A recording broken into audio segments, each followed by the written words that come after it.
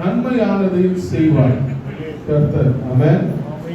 நன்மையான காரியங்களை தான் நமக்கு தேவன் செய்ய வல்லவராக இருக்கிறார். அல்லேலூயா, அல்லேலூயா. போராடி ஜெபத்துல நம்ம வெற்றி பெறுகிறவர்களாக இருக்கிறோம். ஆமென். ஜெபிக்க ஜெபிக்க கர்த்தர் நம் ஜெபங்களுக்கு பதில் தருகிற தேவனாய் இருக்கிறார். ஆமென். எத்தனை பேர் அது விசுவாசிக்கிறீங்க? என் ஜெபத்துக்கு கர்த்தர் பதில் கொடுக்கிறார். அல்லேலூயா, அல்லேலூயா. கர்த்தர் நல்லவர் என்பதை ருசித்து பாருங்கள். ஆமென். கர்த்தர் நல்லவர் என்பதை என்ன பண்ணணுமா? ருசிக்கணும். அவர் எப்படிப்பட்ட தேவன். அல்லேலூயா. போராடி பார்க்கணும். சூழ்நிலைகள் மாறினாலும் சூழ்நிலையை கர்த்தர் மாற்றுகிற தேவன். அல்லேலூயா. ஏன்னா நம்மளை உருவாக்கினவரே அவர்தான். உன்னுடைய சூழ்நிலையை கர்த்தர் அறிந்திருக்கிறார். உன் சூழ்நிலையை பார்த்து கொண்டிருக்கிறார். பார்த்து கொண்டிருக்கிற தேவன் சும்மா இருக்க மாட்டார். ஆமென். அந்த சூழ்நிலையை மாற்றுகிற தேவன். ஆமென். அல்லேலூயா. யாக்கோபு போல நான் போராடுவேன், எலியாவை போல நான் ஜெபித்திடுவேன். யாக்கோபு போல நான் போராடுவேன், எலியாவை போல நான்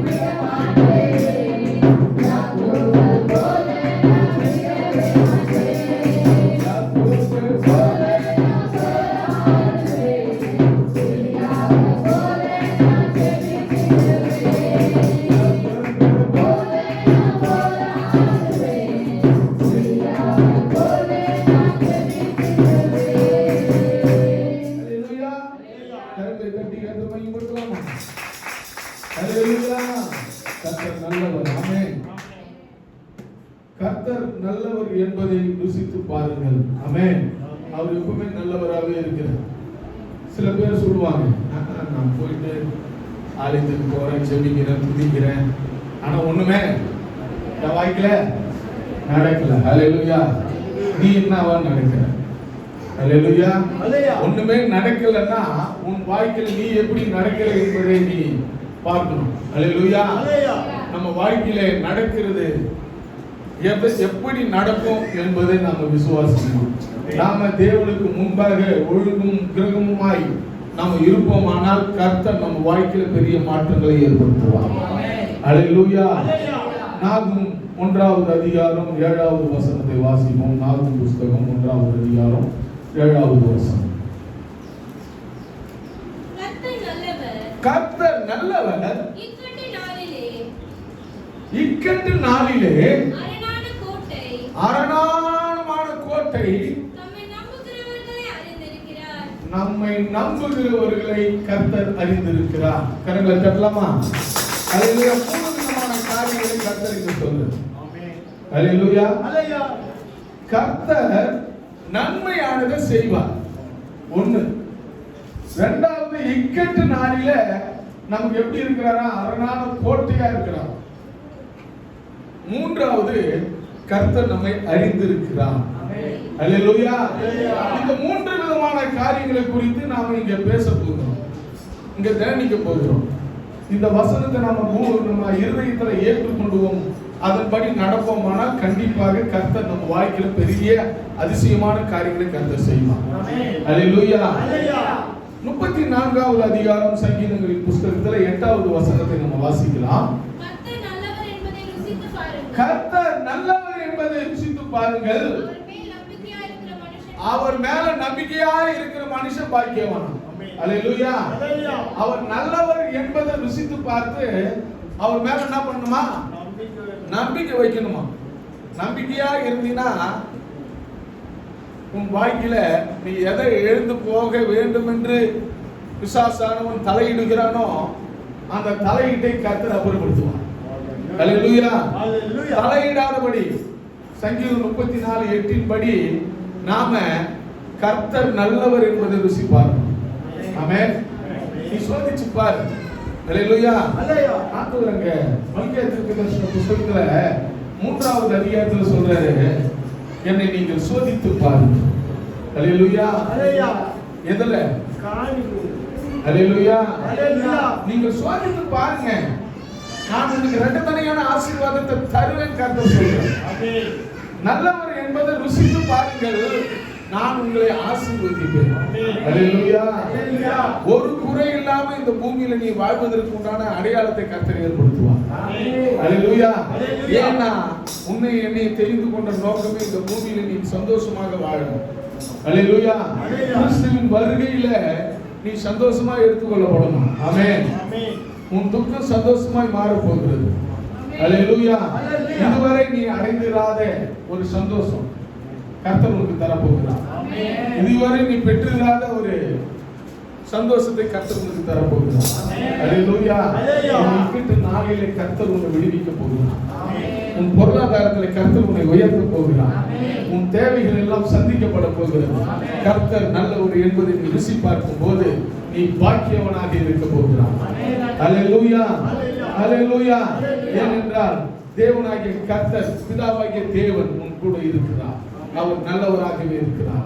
குமாரனாகிய இயேசு கிறிஸ்து நம் கூட இருக்கிறார். அவர் நல்லவராகவே இருக்கிறார். பரிசுத்த ஆவியானவர் நம் கூடவே இருக்கிறார். அவர் நல்லவராகவே இருக்கிறார். 3 தேவனும் நம்ம ஒருவராய் இருந்து நம்மளை செயல்படுத்தி கொண்டிருக்கிறார்கள் நல்ல காரியங்களை செய்வதற்காக. ஹல்லேலூயா. நல்லதை நீங்கள் பெற்றுக்கொள்ள வேண்டும் என்பதற்காக. லூக்கா எழுதின சுவிசேஷ புஸ்தகம் 11வது அதிகாரம் 13வது வசனத்தை நம்ம வாசிக்கலாம். பொல்லாதவர்களாகிய நீங்கள் உங்கள் பிள்ளைகளுக்கு ஒரு நல்ல ஈவை கொடுக்க அறிந்திருக்கும் போது பரம பிதாவானவர் அவரிடத்துல வேண்டிக் கொள்ளுகிறவர்களுக்கு பரிசுத்த ஆவியை கொடுப்பது அதிக நிச்சயம். ஆமென். அல்லேலூயா. சாதாரணமா நம்ம பிள்ளைங்களுக்கு நம்ம நல்ல ஈவு நல்ல காரியங்களை செய்ய நினைக்கும் போது நம்மளை படைத்த ஆண்டவர் பிதாவாகிய தேவன் நல்ல காரியங்களை செய்ய தேவன் வல்லவராக இருக்கிறார். அல்லேலூயா. யாரா அந்த கிளிகிளி கூத்துனா அவருக்கு கொடுங்க. அல்லேலூயா. அல்லேலூயா. கர்த்தர் நல்லவர். ஆமென். ஆண்டவர் நம்ம வாழ்க்கையில பிதாவாகிய தேவன் நல்லவராகவே இருக்கிறார். நமக்கு அற்புதம் செய்வதற்காக. இரண்டாவதாக அப்போஸ்தலர் புத்தகம் 10வது அதிகாரம் 38வது வசனத்தை நம்ம வாசிக்கலாம். நசரேயனாகிய இயேசுவை தேவன் பரிசுத்த ஆவியினாலும் வல்லமையினாலும் அபிஷேகம் பண்ணினார். தேவன் அவரோடு கூட இருந்தபடியினாலே அவர் நன்மை செய்கிறவராயும் பிசாசின் வல்லமையினால அகப்பட்ட யாவரையும் குணமாக்குகிறவராயும் சுற்றி திரிந்தார். கரங்களை தட்டி குமாரனாகிய இயேசு கிறிஸ்து நன்மை செய்கிறவராக இந்த பூமியில சுற்றி திரிந்தார். அல்லேலூயா. பிதாவாகிய தேவன் பரிசுத்த ஆவியை இந்த பூமிக்கு கொடுத்திருக்கிறார். இயேசு கிறிஸ்துவின் மேல பரிசுத்த ஆவி அபிஷேகம் பண்ணப்பட்டிருக்கிறார்.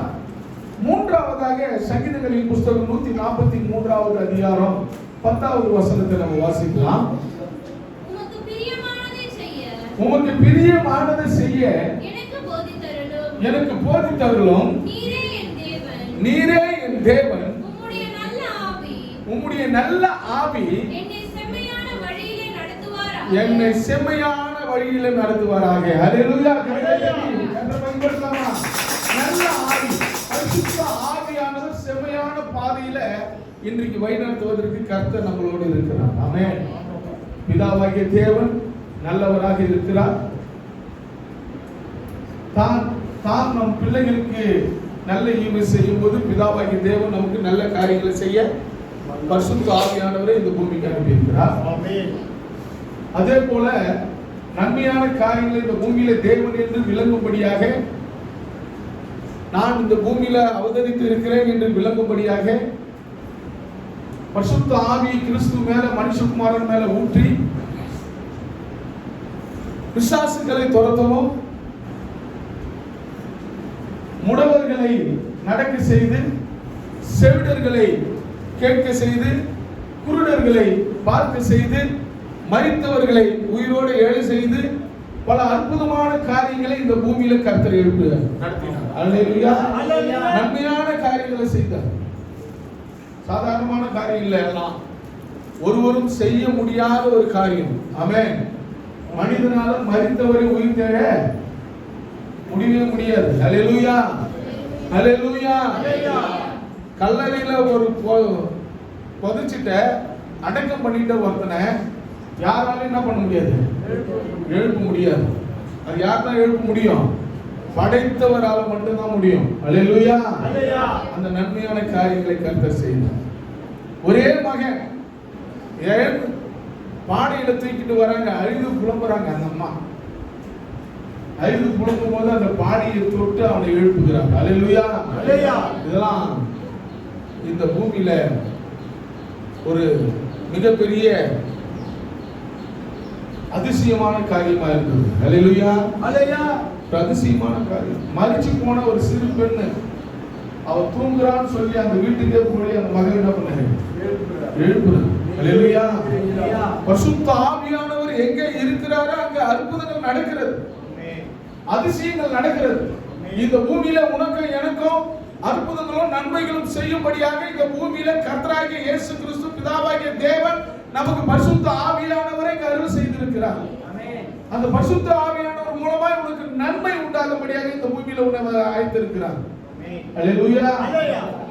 அழைத்திருக்கிற தேவன் உன்னை சாதாரணமாக உன்னை கொண்டு போக மாட்டார்.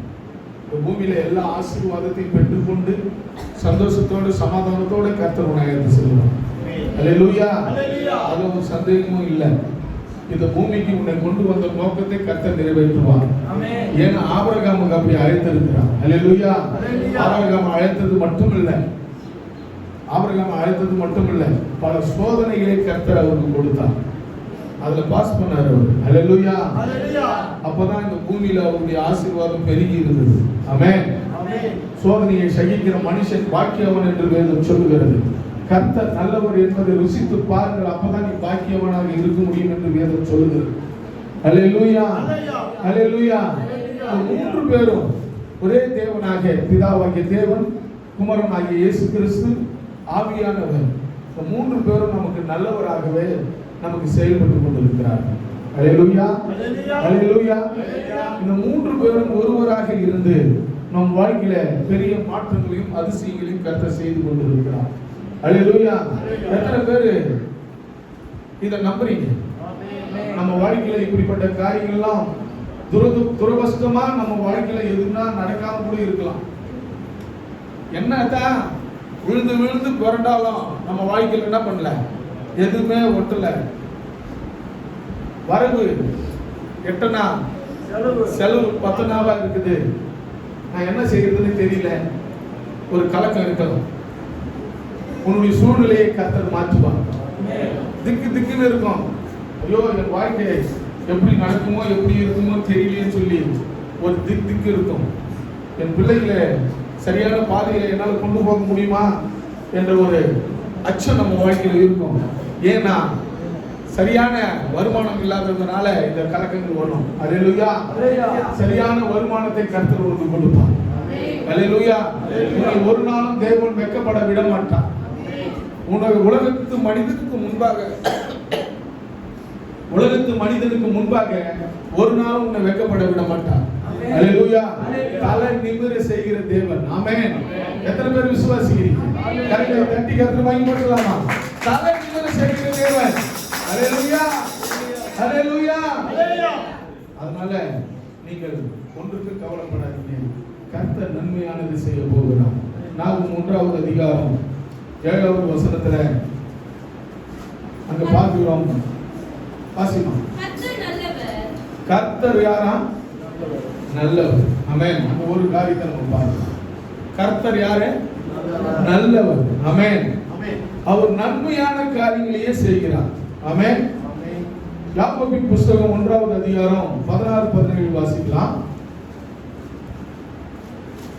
யாக்கோபு 1வது அதிகாரம். என் பிரியமான சகோதரரே, மோசம் போகாது இருங்கள். என்ன பண்ணக்கூடாதா? மோசம் போகக்கூடாது. உன் விசுவாசத்திலிருந்து மோசம் போயிடக்கூடாது. உன் நம்பிக்கையிலிருந்து மோசம் போயிடக்கூடாது. வேற யாருன்னா அந்த கலைக்கு செய்வான். பிசாசானவனுடைய திட்டம் உன்னை மோசம் போக வைக்கணும். ஏன்னா தேவன் நினைத்தது உன் வாழ்க்கையில நடக்க கூடாதபடி தடுப்பான். அவன் வேலை அதுதான். ஹல்லேலூயா. நீ அதை பெற்றுக்கொண்டால் தேவன் மேல இன்னும் எப்படி இருப்ப? பிரியமாகவும் நம்பிக்கை உள்ளவர்களாகவும் இருப்ப. ஹல்லேலூயா. அந்த நம்பிக்கையை எப்படியாச்சும் கெடுக்க வேண்டும் என்று பிசாசானும் உன் வாழ்க்கையில ஏதோ ஒரு சூழ்நிலையை உனக்கு உருவாக்குவான். அந்த உருவாக்குற அந்த சூழ்நிலையில நீ என்ன பண்ணுவனா, உன் விசுவாசத்தை குறைத்துக் கொண்டு தேவனை மகிமைப்படுத்துவதை விட்டுவிடு. ஹல்லேலூயா. ஜெபிக்க மாட்டேன், ஆராதனையில சரியா கலந்துக்க மாட்டேன், சர்ச்சுக்கு சரியான நேரத்துல வர மாட்டேன், இது நடக்கலப்பா, ரொம்ப மனசு வேதனையா இருக்குது, என்ன செய்யறதுனே எனக்கு தெரியல, இதெல்லாம் என் வாழ்க்கையில நடக்கும் நான் எதிர்பார்த்திருந்தேன். ஹல்லேலூயா. நீ அவர் மேல நம்பிக்கை வச்சா கர்த்தர் அந்த எதிர்பார்ப்பை நிறைவேற்றுவார். ஹல்லேலூயா. நம்பிக்கை ஒரு மனிதனை வாழ வைக்கும். ஆபிரகாமுடைய வாழ்க்கையில வந்த நம்பிக்கை 100 வயசுல தேவன் ஒரு மகனை கொடுத்தார். ஹல்லேலூயா. அழைக்கும் போது அவருக்கு 75 வயசு, குழந்தை கொடுக்கும் போது 100 வயசு. அவர் எந்த அளவுக்கு நம்பிக்கை உள்ளவராக தேவன் மேல இருந்தார் என்று நீங்க விசுவாசித்து பாருங்க. ஹல்லேலூயா. நீங்க விசுவாசித்து பாருங்க. எவ்வளவு பெரிய விசுவாசம். அந்த குழந்தையை கொடுத்தது மாத்திரம் இல்ல, அந்த குழந்தையை கொடுத்துட்டு தேவன் அவர் மேல ஒரு சோதனையை உருவாக்கினார். ஹல்லேலூயா. எப்பா 22வது அதிகாரம் ஆதியாகம புத்தகத்தை நீங்க வாசித்து பாத்தீங்கன்னா, அங்க வீடு வாசல்லாம் கட்டிங்கன்னா அந்த இடத்துல ஒரு நிரந்தரமா இருந்துறாரு ஆபிரகாம். இருந்த பிற்பாடு அந்த இடத்துல தேவன் சொல்றாரு 22 முதல் வசனத்துல, எப்பா உன் பிள்ளைய எனக்கு நான் சொல்ற மலையில நீ போயிட்டு தான் பண்ண தகன பலி இதுன்னு சொல்றாரு. ஹல்லேலூயா. சுக்கு நூலா உடைஞ்சு போயிருக்கும் அவர் மனசு. நம்மளா இருந்தா என்ன பண்ணிருப்பான்? சுக்கு நூலா உடைஞ்சு போயிருக்குல்ல. அப்படி செய்யவே இல்லை.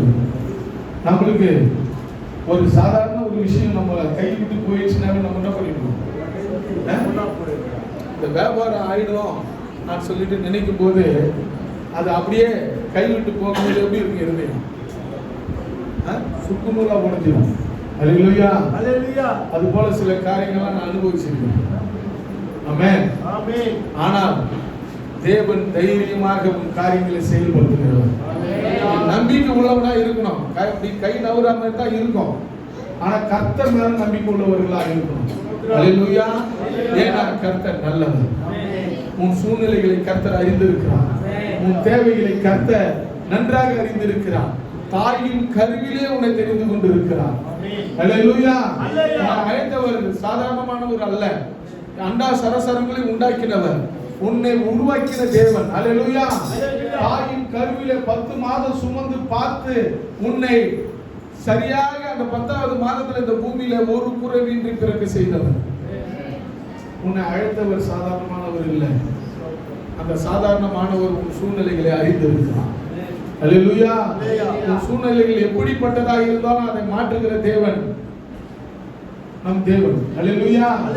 அப்பேற்பட்ட தேவனை நம்ம தெரிந்து கொண்டிருக்கிறோம். 17வது வசனம் வாசிங்க. நன்மையான எந்த ஈவும் பூரணமான எந்த வரமும் பரத்திலிருந்து பரலோகத்திலிருந்து உண்டாகி ஜோதிகளின் பிதாவினிடத்தில் இருந்து இறங்கி வருகிறது. பிதாவின் இடத்திலிருந்து உனக்கு அற்புதமான காரியங்கள் இறங்கி வருது. அல்லேலூயா. அப்ப நாம மோசம் போகாத இருக்கணும், வழிவிலைக்கு போகாம இருக்கணும், சரியாக தேவனை தொய்து கொண்டிருக்கணும், எல்லா விதத்திலும் நம்பிக்கை உள்ளவர்களாக இருக்கணும், விசுவாசம் உள்ளவர்களாக நம்ம இருக்கணும். அப்படி இருக்கும் போதுதான் பிதாவின் இடத்திலிருந்து உனக்கு வருகிற அந்த ஆசீர்வாதம் தடை இல்லாமல் வரும். அல்லேலூயா. தடை இல்லாமல் யோபினுடைய வாழ்க்கையில இருந்ததெல்லாம் இழந்து போயிட்டான். ஆனா தேவனுக்கு உண்மையும் உத்தமமாய் அவன் இருந்ததுனால பிதாவின் இடத்திலிருந்து மறுபடியும் அதே ஆசீர்வாதத்தை கர்த்தர் திருப்பி கொடுத்தார். அதே ஆசீர்வாதம் இரட்டத்தனையாக கொடுத்தார். அல்லேலூயா. இழந்து போனதை இரட்டத்தனையாக பெற்றுக்கொண்டான். நம்ம வாழ்க்கையில எப்படி இருக்கும்? நம்பிக்கை உள்ளவர்களாக எதை இழந்தாலும் சரி, எது கிடைக்காவிட்டாலும் சரி, நம்பிக்கை உள்ளவர்களாக தேவனுக்கு முன்பாக உன் வாழ்க்கையை நீ மாற்றிக்கொண்டு வாழும் போது கண்டிப்பாக உன் வாழ்க்கையில பெரிய அற்புதங்களை கர்த்தர் செய்வார். உன்னுடைய விசுவாசத்தையும் உன்னுடைய நம்பிக்கையும் மோசம் போகாதபடி நீங்கள் காத்துக்கொள்ள வேண்டும். அப்படி காத்துக்கொள்ளும் போது உங்களுடைய வாழ்க்கையில அற்புதங்கள் நடக்கும். அல்லேலூயா. அதிசயங்கள் நடக்கும். அல்லேலூயா. கர்த்தர் நல்லவர். 24வது வசனத்தை வாசிங்க. அதிலே 24. அவர் தன்னைத்தானே பார்த்து அவ்விடம் விட்டு போன உடனே தன் சாயல் இன்னதென்பதை மறந்து விடுவான். ஆமா. அல்லேலூயா. தன் முகத்தை பார்ப்பான். நம்ம முகத்தை பார்த்தா அழகா இருப்பான். தேவனுடைய பிள்ளை போல இருக்கிற முகம். உடனே நம்ம போன உடனே நம்மளுடைய முகம் தான் ஆயிடும், மறந்துடும். நம்ம முகம் நமக்கு தெரியாது. அல்லேலூயா. கண்ணாடியில பார்க்குற மாதிரி இருக்கக்கூடாது. ஒரு மேலாட்டமான வாழ்க்கை நம்ம வாழக்கூடாது. தேவன் மேல பற்று உள்ளவர்களாக வாழணும். ஆமென். அப்படி வாழும்போது தான் ஒரு முழு நம்பிக்கை. 26வது வசனத்தை வாசிங்க. உங்களில் ஒருவன் நாவை அடக்காமல் தன் இருதயத்தை வஞ்சித்து நான் தேவ பக்தி உள்ளவன் என்று எண்ணினால் அவனுடைய தேவ பக்தி வீணா போயிடுமா? அல்லேலூயா. நல்லவன் நீ எல்லாரும் காட்டிக்கினேன், நாக்க அடக்காம வாயில வந்த வரையும் பேசினா கண்டிப்பாக நீ விசுவாசம் உள்ளவனாய் தேவனுக்கு நம்பிக்கை உள்ளவனாய் இருக்க முடியாது. அல்லேலூயா. நீ அப்படிப்பட்ட காரியத்திலிருந்து விலகி இருக்க வேண்டும். கர்த்தர் மேல நம்பிக்கை உள்ளவர்களாக இருக்கணும். உன் நாவை அடக்கணும். நாவை அடக்கினா எல்லா காரியத்திலும் சரியா போயிடும். எல்லா விதத்திலையும் உன் தேவனாகிய கர்த்தர் உன்னை ஆசீர்வதிப்பார். நன்மையான காரியங்களே பேசு, விசுவாசம் உள்ள வார்த்தையினால பேசு, விசுவாசமான வாழ்க்கையை அறிக்கையிடு. கர்த்தர் அப்படியே உன் வாழ்க்கையில செயல்படுத்த திட்டமிடுவார். அல்லேலூயா, அல்லேலூயா. சங்கீதங்களின் புஸ்தகம் 85வது அதிகாரம் 12வது வசனம். கர்த்தர் நன்மையானதை தருவார், நம்முடைய தேசமும் தம் பலனை கொடுக்கும். அல்லேலூயா. உன் நாவை அடக்கினா, உன் வாழ்க்கையில சந்தோஷமாய் தேவனுக்கு முன்பாக நம்பிக்கை உள்ளவர்களாய் நீ நடத்தினா, உனக்கு நன்மையான காரியத்தை கர்த்தர் செய்வார். அல்லேலூயா. நீ வாழுற தேசத்துல ஆசீர்வாதங்கள் பெருகும். அல்லேலூயா.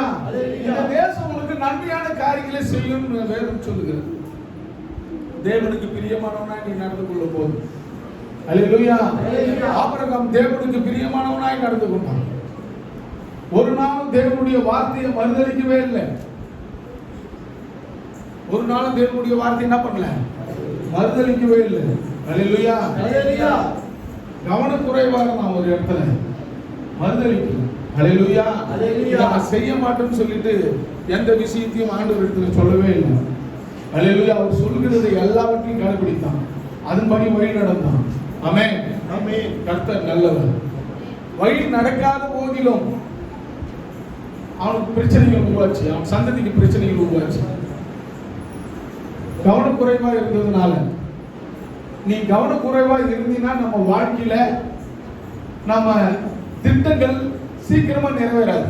அல்லேலூயா. நீ கவனக்குறைவா இருந்தா உன் திட்டம், தேவன் உன்னை குறித்து வைத்திருக்கிற திட்டம் சீக்கிரமா நிறைவேறாது. பல வருடங்கள் ஆகும், பல மாதங்கள் ஆகும், பல வருஷங்கள் ஆகும். ஆபிரகாமுடைய வாழ்க்கையில் அந்த திட்டம் நிறைவேறுவதற்கு, அந்த சந்ததி இந்த பூமியை சுதந்திரித்துக் கொள்வதற்கு 430 வருஷம் ஆச்சு. அப்போ கவனக்குறைவா இருந்ததுனால, நீ தேவனுக்கு பிரியமானவனா அவருடைய வார்த்தையை கேட்டு கவனமாய் தேவனுடைய வார்த்தையை கேட்டு நீ நடக்கும் போது சீக்கிரத்தில் உன் வாழ்க்கையில் அற்புதம் நடக்கும். அல்லேலூயா, அல்லேலூயா, அல்லேலூயா. ஆதியாகமம் புஸ்தகம் 50வது அதிகாரம் 19-20 வசனம். பயப்படாதிருங்கள், நான் தேவன், நான் தேவனா, நீங்கள் எனக்கு தீமை செய்ய நினைத்தீர்கள். தேவனும் இப்பொழுது நடந்து வருகிறபடியே வெகு ஜனங்களை உயிரோடு காக்கும்படிக்கு அதை நன்மையாக முடிய பண்ணினார். அல்லேலூயா.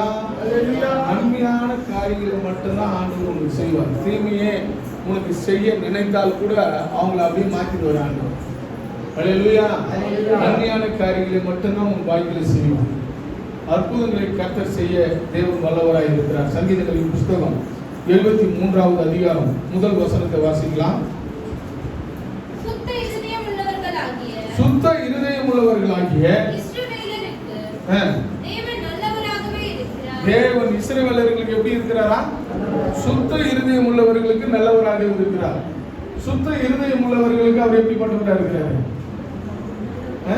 பயங்கரமானவராக இருக்கிறார். அல்லேலூயா. அல்லேலூயா. மோசே கிட்ட கோராகு போய் பேசும்போது, கோராகு அவர் நல்ல இருதயம் உள்ளவராக இருந்தாரா? சுத்தமான இருதயம் உள்ளவராக இருந்தாரா? மோசே மேல கோபமா போனார். அல்லேலூயா. நன்மையான காரியங்கள் அவருக்கு நடக்கல. அவருடைய சந்ததிக்கு நன்மையான காரியங்கள் நடக்கிறதுக்கு 600 வருஷம் ஆச்சு. அவங்க சந்ததிக்கு அந்த நன்மையான காரியங்கள் நடக்கிறதுக்கு 600 வருஷம் ஆச்சு. ஒரு ஊழியக்காரன் மேல கோபம் கொண்டதுனால ஏற்பட்ட ஒரு விளைவு. அல்லேலூயா. நன்மையான காரியங்களை நீ செய்து கொள்வதற்கு, நீ பெற்றுக்கொள்வதற்கு, நீ அடைந்து கொள்வதற்கு தேவன் மேல பிரியமுள்ளவர்களாக நீங்க இருக்கணும். அல்லேலூயா. கர்த்தர் நல்லவராகவே இருக்கிறார். இஸ்ரவேல் மக்களுக்கு ஆவிக்குரிய இஸ்ரவேலராக இருக்கிற நமக்கும் கர்த்தர் நல்லவராகவே இருக்கிறார். அந்த நல்லவராக இருக்கிற தேவன் நமக்கு நன்மையான காரியங்களை மட்டும்தான் செய்வார். நாம் சுய இச்சையின்படி நாம அடைந்துடும் எல்லாத்தையுமே நம்மளுக்கு வந்துடும்.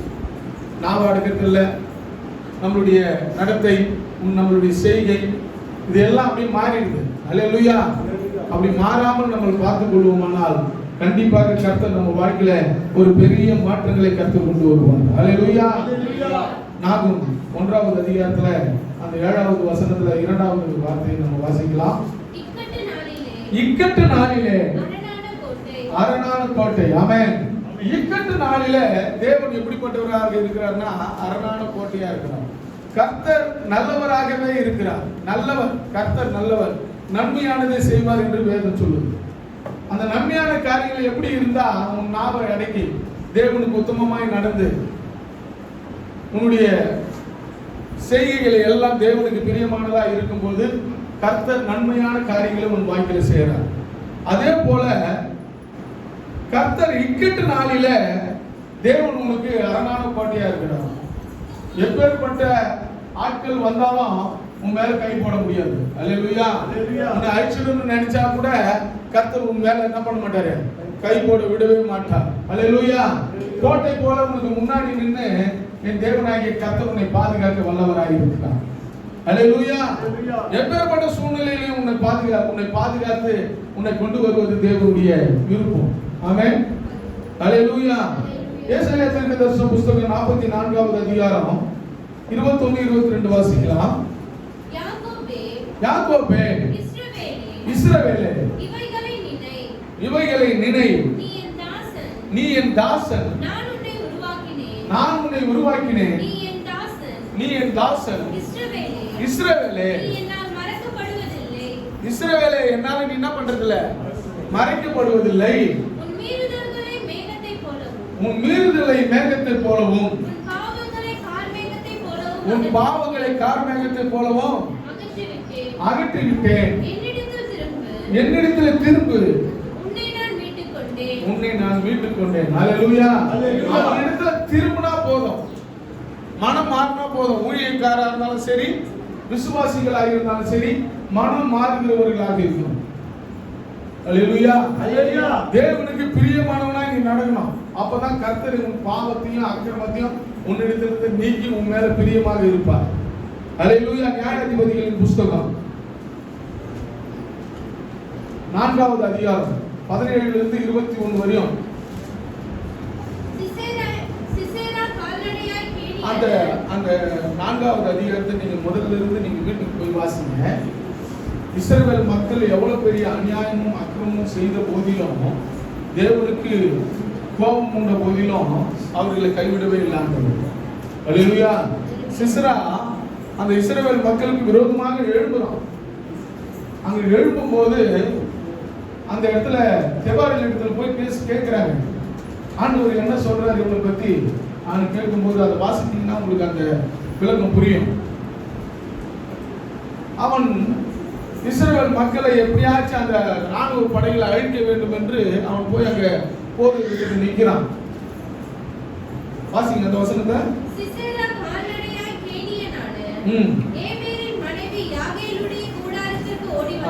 அங்க அவங்க ராஜா காலத்துல அவங்க எப்படிப்பட்டவர்களா நண்பர்களாக இருந்திருக்கிறாங்க.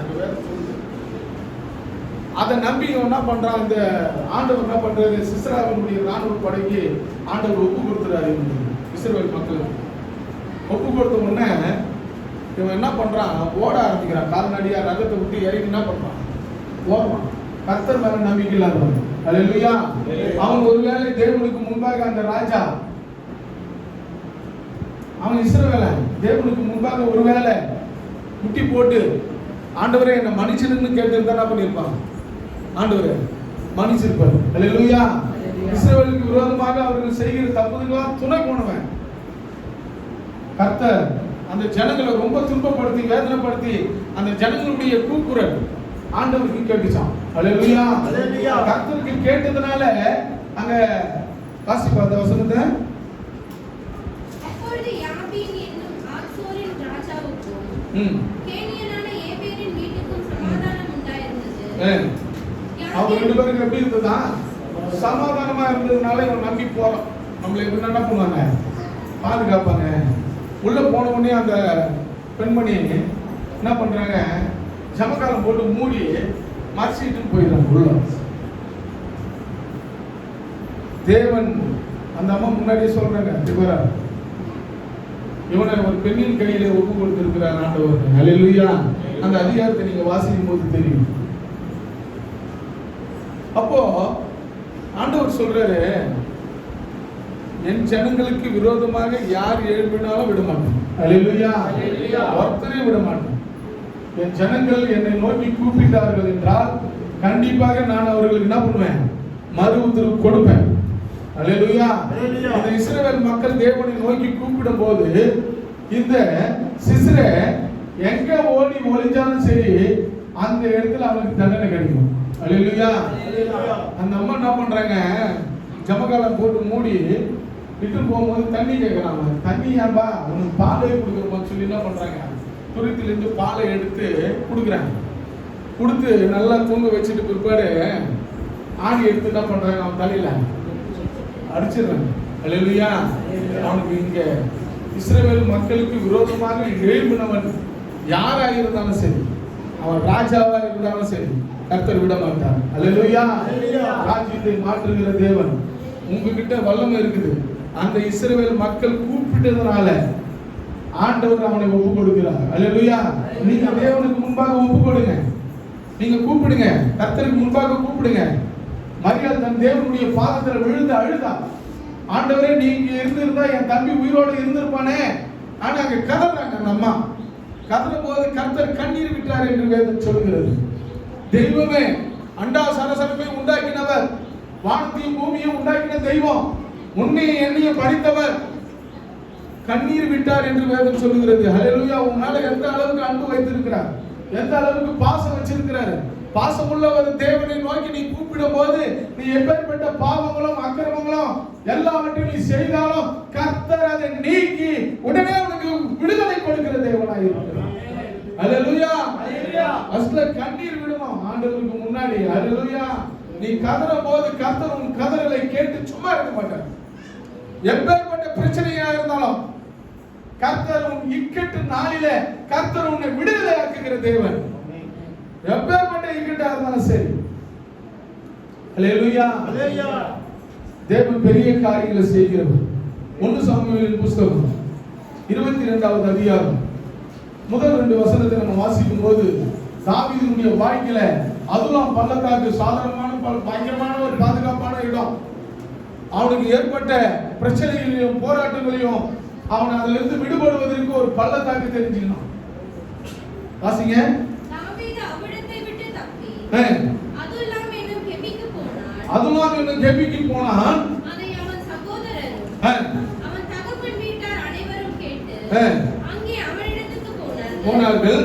ஒடுக்கப்பட்டவர்கள், கடன்பட்டவர்கள், உருவுறுகிறவர்கள் யாவரும் அவனோட கூடி கொண்டார்கள். ஹல்லேலூயா. எல்லாம் ஒடுக்கப்பட்டவன், கடன்பட்டவன் ஒண்ணும் அவர் கூட போய் அடைக்கலம் புகுந்துட்டாங்க. கர்த்தர் பாதுகாக்கிற தேவன். உன் இக்கட்டில இருந்து கர்த்தர் விடுவிப்பார். எப்பேற்பட்ட சூழ்நிலையில இருந்தாலும் சரி, உன் கடன்ல இருந்தாலும் சரி, உன்னை ஒடுக்கினாலும் சரி, உன்னை துரத்தினாலும் சரி, கைவிடாதபடி உன்னை துரத்திக்கினே வந்தாலும் சரி, கர்த்தர் ஒரு பாதுகாப்பான ஒரு அரணான இடத்தை உனக்கு கொடுத்து உன்னை பாதுகாத்து சரியான நேரத்துல கர்த்தர் உனக்கு ஒரு விடுதலையை கர்த்தர் கொடுப்பார். ஹல்லேலூயா. ஹல்லேலூயா. சங்கீதம் 18:2 இப்படி அங்க சங்கீதக்காரன் சொல்றான் பாருங்க. அவ்வளவு பெரிய பிரச்சனை, எவ்வளவு பெரிய போராட்டம். அந்த போராட்டத்திலிருந்து கர்த்தர் அவனை அந்த 18வது அதிகாரத்தை நீங்கள் வாசிக்கும் போது தெரியும் அவர் எப்படிப்பட்ட விஷயத்திலிருந்து கர்த்தர் விடுவித்து இருக்கிறார் என்று. வாசிங்க. கர்த்தர் என் கன்மலையும் என் கோட்டையும் என் ரட்சகரும் என் தேவனும் நான் நம்பி இருக்கிற என் துருகமும் என் கேடகமும் என் ரட்சணிய கொம்பும் உயர்ந்த அடைக்கலமா இருக்கிறார். கரங்களை தட்டி கர்த்தரை மகிமைப்படுத்தலாம். உயர்ந்த அடைக்கலம். அவருக்கு மேல ஒரு அடைக்கலம் கொடுக்கிறவர், பாதுகாப்பு கொடுக்கிறவர் இந்த உலகத்துல வேற யாருமே கிடையாது. ஹல்லேலூயா. எப்பேற்பட்ட சூழ்நிலையா இருந்தாலும் சரி, உன்னுடைய நெருக்கத்தை கர்த்தர் பாதுகாத்து உன்னை விடுவித்து அதில் இருந்து உன்னை தலை நிமிர செய்கிற தேவன். ஹல்லேலூயா. அவரை விட ஒரு பாதுகாப்பான ஒரு எப்படிப்பட்ட ராணுவம் வந்தாலும் சரி, உன்னை அழிக்க வேண்டும் என்று நினைத்தாலும் சரி, கர்த்தர் ஒரு நாள் அனுமதிக்க மாட்டார். இன்று வரை இஸ்ரவேல் தேசத்தை பாதுகாத்துக் கொண்டு வருகிறார். அல்லேலூயா. இன்று வரை இஸ்ரவேலின் தேசத்துல யார் முன்னாடி போயிட்டு இஸ்ரவேல் தேசத்தை அழிக்கணும்னு நினைச்சாலும் சரி, ஒரு பிடி மண்ணு கூட அவனால தொட முடியல. ஏனென்றால் இஸ்ரவேலின் தேவனாகிய கர்த்தர் அவ்வளவு பாதுகாப்பு உள்ளவராக அந்த தேசத்தின் மேல் இருக்கிறார். அல்லேலூயா.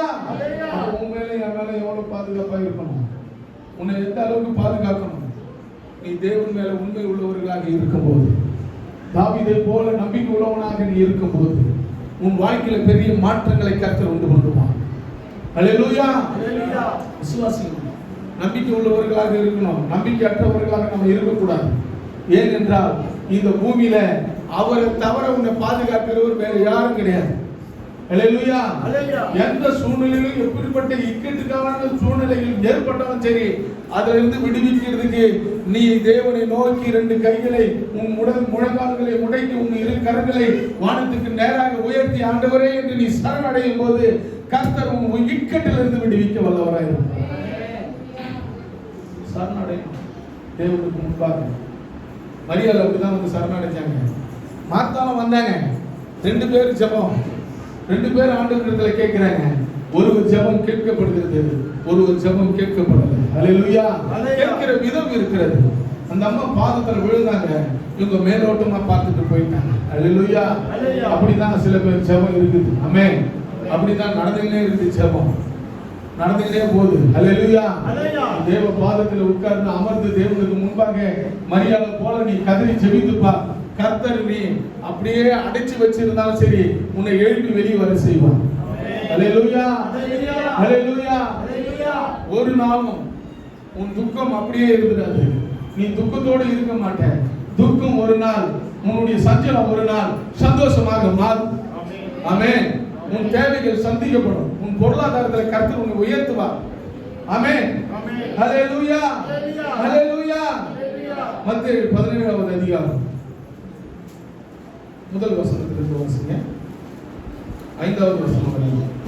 6 நாளைக்கு பின்பு இயேசு பேதுருவையும் யாக்கோபையும் அவனுடைய சகோதரனாகிய யோவானையும் கூட்டிக் கொண்டு தனித்திருக்கும்படி உயர்ந்த மலையின் மேல் போய் அவர்களுக்கு முன்பாக மறுரூபமானார். அவர் முகம் சூரியனை போல பிரகாசித்தது, அவர் வஸ்திரம் வெளிச்சத்தை போல வெண்மையாயிற்று. அப்பொழுது மோசேயும் எலியாவும் அவருடைய பேசுகிறவர்களாக அவர்களுக்கு காணப்பட்டார்கள். அப்பொழுது பேதுரு இயேசுவை நோக்கி ஆண்டவரே, நாம் இங்கே இருக்கிறது நல்லது. உமக்கு சித்தமானால் இங்கே உமக்கு ஒரு கூடாரமும் மோசேக்கு ஒரு கூடாரமும் எலியாவுக்கும் ஒரு கூடாரமாகிய 3 கூடாரங்களை போடுவோம் என்றார். அவன் பேசுகையில் இதோ ஒளியுள்ள ஒரு மேகம் அவர்கள் மேல் நிழலிட்டது.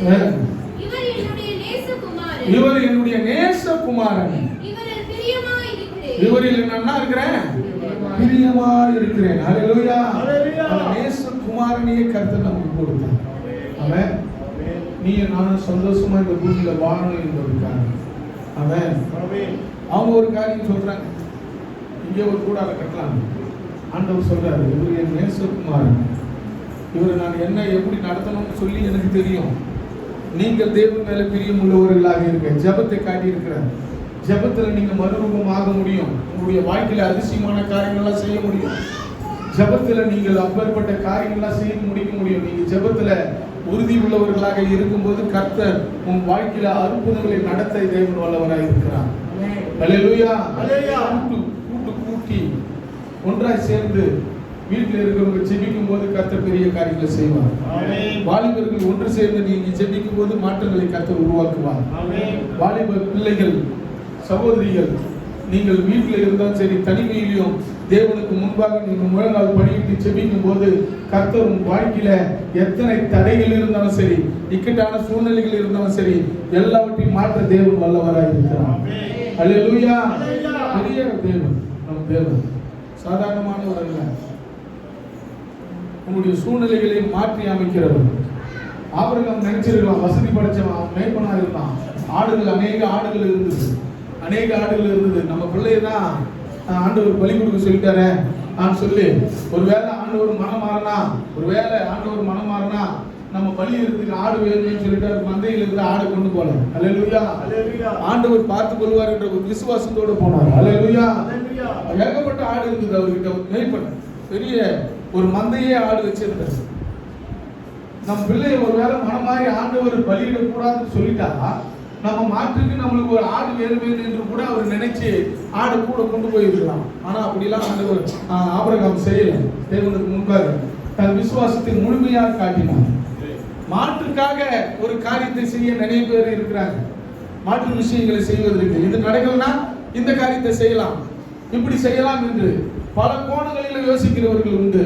ஆனால் ஆபிரகாம் அப்படி யோசிக்கல. பாருங்க, விசுவாசமாய் என்ன நடக்குதோ நடக்கட்டும், கர்த்தர் கொடுத்த பிள்ளை அவர் மூலமா தான் இந்த சந்ததி ஆசீர்வதிக்கப்பட வேண்டும் என்று தேவன் வாக்கு கொடுத்திருக்கிறார். இந்த வாக்கு கொடுத்தவர் வாக்கு மாறாத தேவன் என்று சொல்லி நம்பிக்கையுள்ளவனாய் தன் பிள்ளையை அவர் காண்பித்த அந்த மோரியான் மலையின் மேல கொண்டு போய் சேர்க்கிறார். அல்லேலூயா. கத்தி எடுத்து கையை போடுற வரையும் ஆண்டவர் சும்மா இருக்கிறார். விசுவாசத்தை எவ்வளவு எந்த அளவுக்கு உன்னை சோதிக்கிறார் என்று பாருங்க.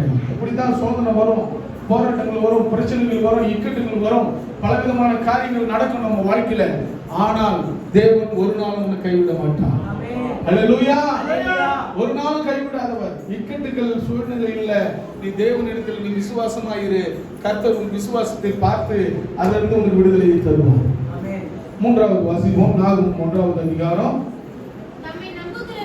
தம்மை நம்புகிறவர்களை அறிந்திருக்கிறார். அல்லேலூயா. தம்மை நம்புகிற ஒருவர் மேலேயும் அவர் எப்பேற்பட்ட காரியங்களை அறிந்து வச்சிருக்கிறார். உனக்கு என்ன நடக்க வேண்டுமோ அதை கர்த்தர் செய்வார். நம்புற உனக்கு. அல்லேலூயா. சங்கீதங்களின் புத்தகம் 139வது அதிகாரம் 1லிருந்து 4 வரை வாசிக்கலாம். கர்த்தாவே, நீர் என்னை ஆராய்ந்து அறிந்திருக்கிறீர். அங்க தாவீது சொல்றார் பாருங்க, ஆண்டவரே நீ என்னை ஆராய்ந்து அறிந்திருக்கிறீங்க. நான் உட்காரும் போதும் எழுந்துக்கும் போதும் நீங்க அறிந்திருக்கிறீங்க. என் நினைவுகளை நீங்க தூரத்திலிருந்து அறிகிறீர். நான் நடந்தாலும் படுத்திருந்தாலும் என்னை சூழ்ந்திருக்கிறீர். எந்த நேரத்திலும் நம்மளை கைவிடுகிற தேவன் இல்லை. அல்லேலூயா. தாவீது அழகா அறிக்கிறார். நாம எத்தனை பேர் தேவன் இடத்துல அறிக்கிறது, அறிக்கிட்டு சிபித்து இருக்கிறோம். தாவீது அங்க அறிக்கிட்டு சிபிக்கிறார். எல்லா நேரத்திலும் என்னை சூழ்ந்திருக்கிறீங்க ஆண்டவரே ஒரு நம்பிக்கையை தேவனுக்கு கொடுக்கிறார். நம்பிக்கை உள்ளவர்களா அங்க தாவீது இருக்கிறார். அந்த நம்பிக்கை தேவனுக்கு ரொம்ப பிடித்ததா இருந்ததுனாலதான் இவன் என் இருதயத்துக்கு ஏற்றவன் என்று அங்க சொல்றாரு. அல்லேலூயா. தேவனுக்கு இருதயத்துக்கு ஏற்றவனா நீ நடக்கும் போது கர்த்தர் இந்த பூமியில உன்னை ஆசீர்வதிக்க வல்லவராக இருக்கிறார். அல்லேலூயா. இன்னொரு இடத்துல பாருங்க, 139வது சங்கீதத்துல 13வது வசனத்தையும் 16வது வசனத்தையும் வாசிக்கலாம்.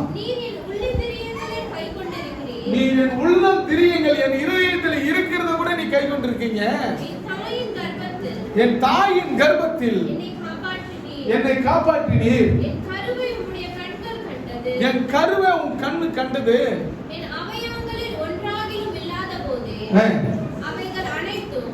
16 வருஷமா 16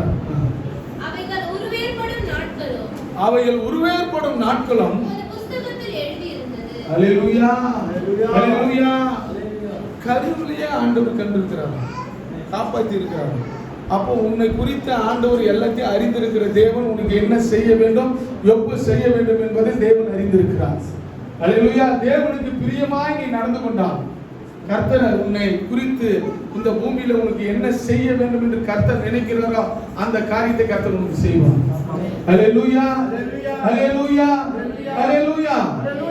1 பேதுரு 5வது அதிகாரம் 6வது வசனம்.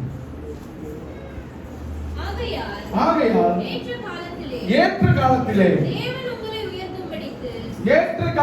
தேவன் உங்களை உயர்த்தும்படிக்கு அவருடைய பலத்த கைக்குள்ள நீங்க என்ன பண்ணணுமா? அடங்கி இருக்கணும். அல்லேலூயா. அடங்கி இருந்தீங்கன்னா கர்த்தர் உன் வாழ்க்கையில பெரிய மாற்றங்களை ஏற்படுத்துவார்.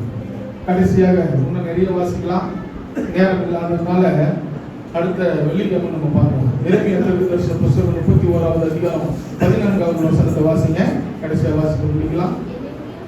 எரேமியா 31:14. ஆசாரியர்களின் ஆத்துமாவை கொழுமையானவைகளினால் பூரிப்பாக்குங்கள். என் ஜனங்கள் நான் அளிக்கும் நன்மையினால் என் ஜனங்கள் அளிக்கும் நன்மையினால் திருப்தி ஆவார்கள் என்று கர்த்தர் சொல்லுகிறார். ஹல்லேலூயா. நீ தேவனுக்குள்ள நீ அடங்கி இருந்தினா என் ஜனங்கள் நன்மையான காரியங்களில் பெற்றுக்கொண்டு அவர்கள் திருப்தி அடைவார்கள் என்று வேதம் சொல்லுகிறது. கர்த்தருக்கு நீங்க அடங்கி இருக்கணும்.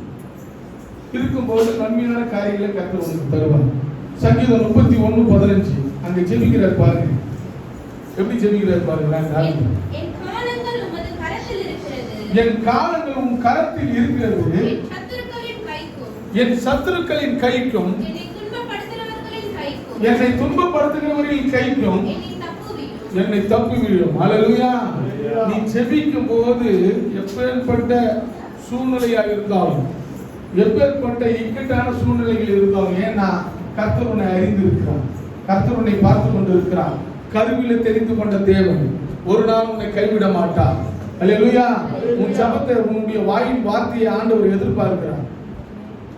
பரிமேத்தியுடைய வார்த்தையை ஆண்டவர் எதிர்பார்க்கிறார். உனக்கு என்ன வேணும்னு ஆண்டவர் கேட்கிறார். ஹல்லேலூயா. நீ ஜெபிக்கிற அந்த ஜெபம் உன் வாழ்க்கையில நல்ல காரியங்களை செய்யும். நீ ஜெபிக்கிற ஜெபம் உன் வாழ்க்கையில இக்கட்டான சூழ்நிலையை மாற்றும். நீ ஜெபிக்கிற ஜெபம் உன் வாழ்நாளில எதிர்பார்க்கிற ஆசீர்வாதத்தை கர்த்தர் உனக்கு கொடுப்பார். நீ ஜெபிக்கிற ஜெபம் நல்ல காரியங்களை கர்த்தர் உன் வாழ்க்கையில செய்வார். ஹல்லேலூயா. நன்மையான காரியங்களை உன் வாழ்க்கையில செய்ய வேண்டும் என்று தேவன் விரும்புகிறார். அந்த விருப்பத்துக்கு ஏற்றபடி நீங்க அடங்கி இருக்கணும். உன் நாவை அடக்கணும். தேவனுக்கு பிரியமானவனா நடந்து கொள்ளணும். அறிக்கையிட்டு ஜெபிக்கணும். இப்பேற்பட்ட காரியங்களை உன் வாழ்க்கையில செய்யும் போது கர்த்தர் பெரிய அதிசயமான காரியங்களை நீ எதிர்பார்க்காத, பார்த்திராத ஒரு அற்புதத்தை கர்த்தர் உன் வாழ்க்கையில செய்வார். ஹல்லேலூயா. ஹல்லேலூயா. ஹல்லேலூயா. எழுந்திருக்கும் போது ஒரு பாடலை கர்த்தருக்கு என்று நம்ம காணிக்கை கொடுத்து, தேவன் நல்லவராகவே இருக்கிறார். நன்மையான காரியங்களை